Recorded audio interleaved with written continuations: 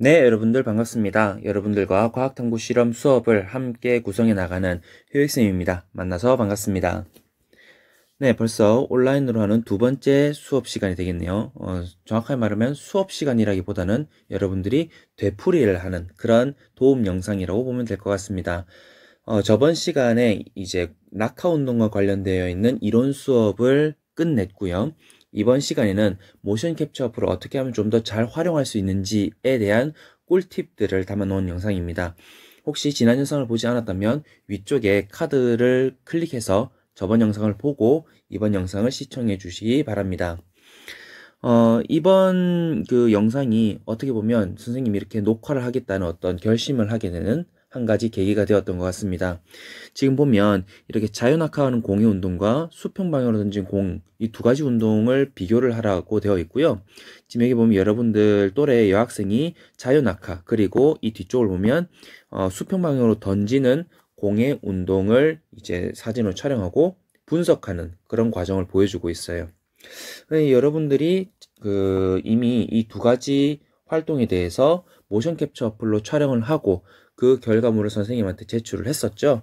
하지만 그 결과물들 중에서는 어떤 점에서는 조금 아쉬운 부분들도 있었고요. 조금 개선하면 더 나아지는 그런 것들을 기대할 수 있어서 한번 같이 이번에 영상을 찍게 되었습니다. 영상을 여러분들이 참고를 해서 조금 더 개선할 수 있다면, 그래서 그걸로 보고서를 쓸 수 있다면 조금 더 좋겠다라는 그런 마음이 드는 시간입니다. 자, 그러면 지금부터 모션 캡처 어플을 어떻게 활용하는지에 대해서 한번 같이 보도록 하겠습니다. 자, 여기 보시면 모션 캡처 어플 사용이라고 되어 있는데 선생님이 수업 시간에 보여줬던 선생님이 촬영한 사진입니다. 지금 보면 왼쪽을 보시면 손이 뭐 여러 가지로 나와 있죠. 마치 지네처럼 나와 있는데 이렇게 위쪽으로 던지는 그런 공의 모션을 지금 보여주고 있습니다. 지금 배경으로 나와 있는 게 뭐냐면 당시에 선생님이 이 화면을 녹화했던 장면입니다. 다 같이 한번 보도록 하겠습니다.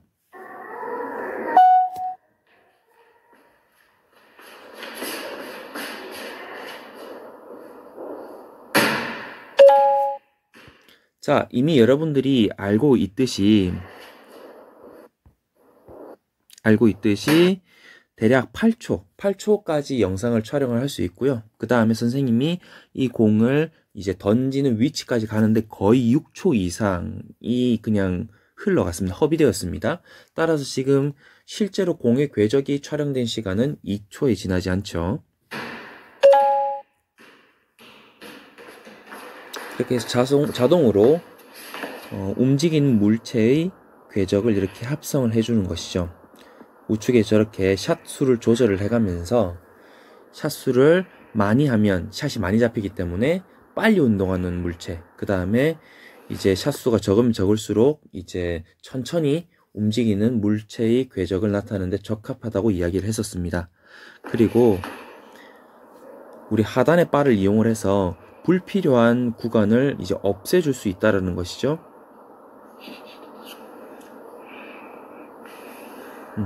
이렇게 이동을 해서 적당한 샷수를 찾아 나가면 되는 겁니다. 무조건 많다고 해서 좋은 것은 사실 아니라고 이야기를 했었습니다. 지금처럼 11샷에서 12샷으로 늘어나면 뭐 많이 보이는 건 좋지만 거리를 측정하기 좀 안 좋을 수가 있거든요. 그래서 체크 표시를 하면 이렇게 이미지를 저장을 할 수가 있다라고 이야기를 했었습니다. 자, 그렇게 해서 지금 여기 나와 있는 이런 형식으로 그림을 얻을 수가 있는데요. 지금 보면 이제 카메라를 선생님 어떻게 구도를 잡고 어떻게 녹화를 했는지에 대한 어떤 일련의 과정들을 여러분들한테 보여줬습니다. 자, 그래서 우리가 수업 시간에도 이렇게 경사면을 예를 들어 가지고 여러분들과 찍었던 그 장면들이죠. 지금 이 장면들을 보면 선생님도 이 장면 좀 마음에 안 드는 것도 있고 마음에 드는 것도 있습니다. 지금 이렇게 급한 경사면부터 완만한 경사면까지 이렇게 이야기를 했었고요. 그 다음 실제로 선생님이 지금 요 가운데 여러분들이 이 세 번째 공을 여러분들이 보시면 알겠지만 완벽한 구가 아니라 약간 한쪽에 살짝 잘려 있는 그런 공이었었습니다. 그래서 막 이렇게 튕겨져 나가는 것들을 볼 수 있어요. 그래서 선생님도 이것들을 계속 보면서 어떻게 하면 잘 찍을 수 있을지를 매 시간 고민을 하고 있다라는 거죠.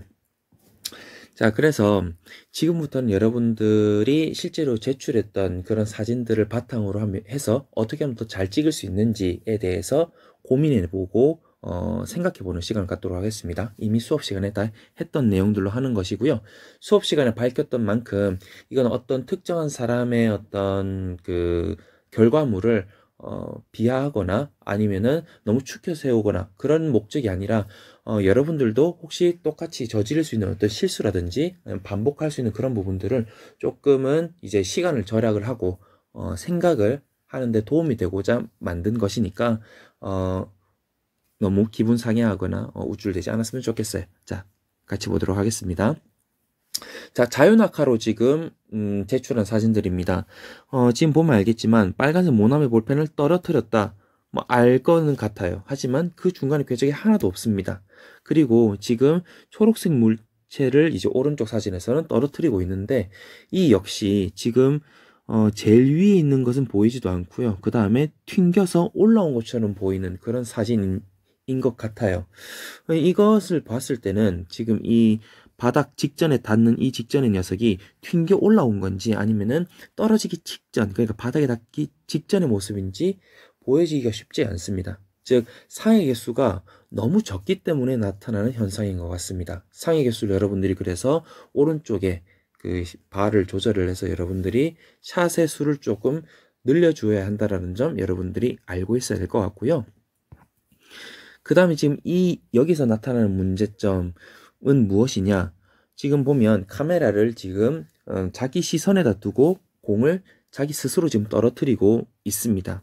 이거 하면서 선생님이 이런 검증 실험을 했었습니다. 검증 실험.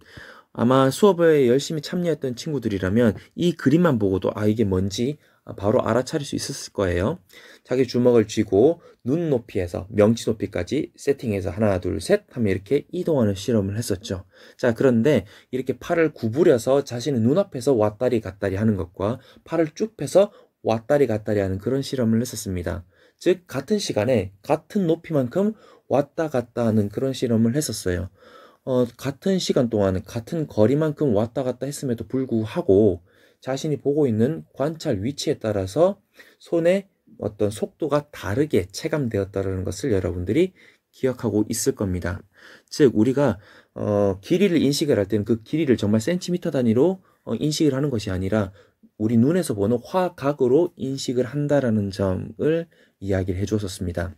그리고 이것들은 카메라도 마찬가지라서 카메라 위치에 따라서 상의 왜곡이 발생을 할 수 있다는 것이죠. 즉 아래 위로 움직이는 이렇게 낙하하는 물체를 위에서 바라본다면 처음 시작하고 나서 직후는 되게 많은 거리를 이동한 것처럼 보이겠지만 여기서 보이는 것처럼 저 끝으로 지금 밑으로 내려가면 내려갈수록 더 많은 거리를 이동하고 있음에도 불구하고 실제로 왼쪽 그림의 세 번째 상과 네 번째 공 사이의 거리는 그렇게 많이 이동한 것처럼 보이지는 않는다라는 것이죠. 여러분들이 지금 여기에서 센티미터를 재가지고 만약에 한다라고 한다면 지금 이 거리가 마치 등속도인 것처럼 우리가 측정을 할 수도 있다라는 소리입니다. 그래서 여러분들이 카메라의 위치를 좀 잘 잡아서 움직이는 궤적과 뭔가 수직화할 수 있도록 움직이는 궤적과 같은 방향으로 보는 것이 아니라 수직하는 방향으로 여러분들이 카메라를 위치한다면 조금 더 잘 상의 궤적을 담아낼 수 있지 않을까라는 생각이 듭니다. 그리고 지금 이거 같은 경우도 마찬가지예요. 길쭉한 물체를 떨어뜨리니까 계속 빙글빙글 돌면서 어디를 위치를 잡아서 우리가 거리를 측정을 해야 되는지 상당히 애매한 부분들이 많이 있습니다. 이런 부분들도 여러분들이 좀 조심해 주어야 할 것 같습니다. 그리고 세 번째로 선생님이 모션 캡처 어플상에서 하단바를 이용해서 조절을 하는 것을 봤을 겁니다. 여기에 왼쪽에 나와 있는 것처럼 이 끄트머리에 이 꼬리들이 지저분하게 나와 있기 때문에 처음 떨어진 첫 번째, 두 번째 상, 그 다음에 네 번째 상은 잘 보이지만 세 번째 위치가 보이지 않기 때문에 거리를 측정하기 좀 애매하다는 측면이 있죠. 그게 두 번째 사진에서도 이런 꼬리들이 많이 남아 있습니다. 그래서 여러분들이 잘 조절을 해서 그런 꼬리들이 안 남아 있도록 여러분들이 조절을 할 필요가 있을 것 같습니다. 자, 그 다음은 이제 수평 방향인데요. 사실 이거는 선생님이 과제라고 할까, 그 설문을 남긴 질문이 약간 애매해서 여러분들이 조금 이중적으로 해석을 한 게 아닌가 싶습니다. 선생님이 수평 방향과 포몰선 운동을 두 개를 같이 내놓으니까 수평 방향을 이런 식으로 여러분들이 제출을 해서 준 경우가 많이 있었어요. 그런데 우리가 교과서에서 제시를 한 것은 수평 방향으로 던진 물체 운동이었잖아요. 그래서 이런 식으로 던져 주셔야 됩니다. 지금 이거 같은 경우는 이제 손을 흔들다가 탁 놓치는 그런 경우이고, 이런 것처럼 수평 방향으로 던져 주시는, 그래서 이렇게 밑으로 앞으로 가면서 밑으로 떨어지는 그런 운동을 여러분들이 관찰하고 그 다음에 모션 캡처 어플로 이렇게 측정을 해 주셔야 된다는 거죠. 그래서 이런 식으로 하면 이거 같은 경우는 지금 여러 가지를 같이 담고 있죠.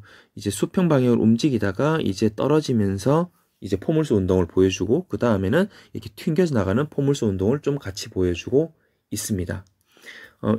지금 이 사진도 지금 상당히 잘 찍은 편인데요. 약간 아쉬운 점이 있다면 이 사진과 이 두 개의 사진이 약간 아쉬운 점이 있습니다. 어떤 점이 있느냐? 그렇죠. 여러분들이 지금 바로 파악을 하셨겠지만, 지금 보면 이 사진 같은 경우는 왼쪽으로 갈수록 점점 작아지고 있고요. 이 사진은 오른쪽으로 갈수록 점점 작아지고 있어요. 즉 카메라의 위치와 이 수평 방향으로 움직이는 궤적이 뭔가가 수평하지가 않다, 수직을 이루고 있지 않다라는 점, 그래서 뭔가 상해 왜곡이 일어날 수 있다는 점은 조금 아쉬울 수 있겠네요. 조금 더 보완을 하면 좋을 것 같다는 생각이 듭니다. 마지막으로 여러분들한테 드리고 싶은 제언 그리고 결론이 되겠습니다. 수업 시간에 수차례 강조했습니다. 실험 목적이 무엇인지 여러분들이 생각하고 실험을 시작을 하셔야 됩니다. 이걸 그냥 떨구는 건지 자유낙하인지 수평 방향으로 던지는 건지 아니면 그냥 패대기를 치는 것인지, 이런 실험 목적이 무엇이냐에 따라서 내가 어떤 행동들을 하지 말아야 되겠다, 변인 통제할 수 있고요, 어떤 것을 해야 되겠다, 이런 식으로 생각을 하고 거기에 따라 결과물을 도출을 해낼 수가 있습니다. 그래서 여러분들이 실험 목적이 무엇인지 반드시 먼저 판단을 해주셔야 되겠고요. 그 다음에 자유낙하 실험, 낙하 실험 특성상 실험 시간이 상당히 짧기 때문에 쉽게 만족하고 쉽게 합리화를 하기가 쉽습니다. 이게 과학적 소양뿐만 아니라 나아가서 여러분들의 어떤 고등학교 생활에도 영향을 미칠 수 있는데요. 쉽게 만족하고 쉽게 합리화하지 않으시기 바랍니다. 조금 더 여러분들 어떻게 하면 좋을까? 어떻게 하면 좀 더 나은 결과물을 얻을 수 있을까? 고민하고 조금 더 탐구해보는 그런 과정을 통해서 칼의 날이 점점 더 바짝 세워지는 것처럼 여러분들의 어떤 고등학교 생활 또는 과학 어떤 탐구 능력도 점점 더 업그레이드 될 수 있을 겁니다.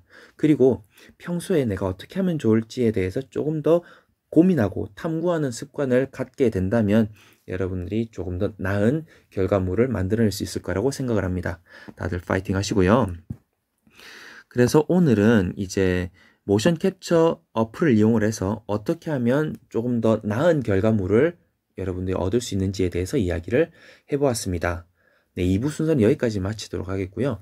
다음 순서인 3부에서는 이 실험 결과물, 이 결과물을 바탕으로 해서 어떻게 보고서를 작성을 하고 어떻게 분석을 할 것인지에 대해서 이야기를 해볼 거고요. 그 다음 좀 더 나아가서 문서 작성 프로그램을 어떻게 활용할 수 있는지에 대해서 간단한 팁을 여러분들한테 주도록 하겠습니다. 혹시 뭐 잘 모르겠는 것 있으면 영상을 보고 나서 뭐 좋아요, 구독은 필요 없어요. 댓글로 여러분들이 질문해 주시면 되겠고요. 댓글이 좀 쑥스럽다, 공개적인 게 조금 싫다 싶은 사람은 아래쪽에 선생님이 설명란에다가 오픈 채팅방을 열어 놓았으니까 그 오픈 채팅방을 차고 들어와서 질문을 해주시면 되겠습니다. 1대1 채팅방이니까 교과 질문에 대해서 여러분들이 기탄 없이 망설이지 않고 질문을 해주었으면 좋겠어요.